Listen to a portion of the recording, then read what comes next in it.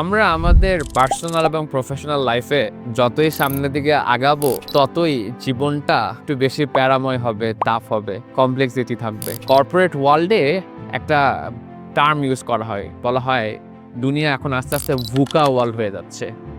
VUCA. V stand for volatile, U stand for uncertainty, C stands for complexity, and A stands for ambiguity. And এই VUCA ওয়ার্ল্ডে তারাই survive এবং thrive করতে পারে যারা mentally অনেক বেশি স্ট্রং। সো আমার জীবনে দেখা মেন্টালি স্ট্রং মানুষদের মধ্যে একটা ওভারল্যাপিং কোয়ালিটি ছিল। ওনারা তাদের লাইফের এক্সপিরিয়েন্সকে একটু ডিফারেন্টভাবে রিফ্রেম করতে পারে। আমি 3টা এক্সাম্পল দেই আমার লাইফে দেখা মেন্টালি টাফ মানুষদের।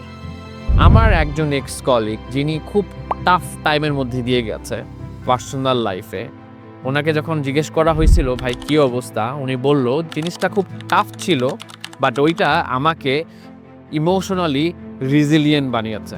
আমার একজন friend he use to have a horrible boss যিনি তাকে অনেক বেশি প্যারা দিত, অ্যান্ড ও এটাকে রিফ্রেম করেছে। ওনার সাথে কাজ করা আমার জন্য একটা ক্যারেক্টার বিল্ডিং এক্সারসাইজ, যেখানে আমি তো ইমোশনালি রিজিলিয়েন্ট হচ্ছি এবং এখানে আমার লিডারশিপ এবং কমিউনিকেশন আমি প্র্যাকটিস করতে পারতেছি। আমার এক পরিচিত রিলেটিভ, তার একটা ব্যবসার প্রসেসে অনেক বেশি সময় লাগতেছিল, ব্যাটে বলে ম্যাচই করতেছিল না, হচ্ছিল না। উনি ওইটাকে রিফ্রেম করছে যে প্রসেসটা লেন্দি, সময় লাগছে, বাট জিনিসটা আমাকে আরও বেশি ধৈর্যশীল হতে সাহায্য করছে।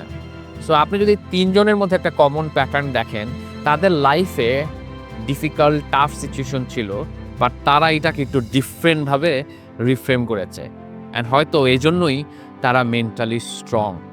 সো আপনি আর আমি যদি মেন্টালি স্ট্রং হতে চাই এই VUCA ওয়ার্ল্ডে, তাহলে আমাদের লাইফের এক্সপিরিয়েন্সগুলোকে আমাদেরও একটু ডিফারেন্টভাবে রিফ্রেম করা লাগবে। Thank you.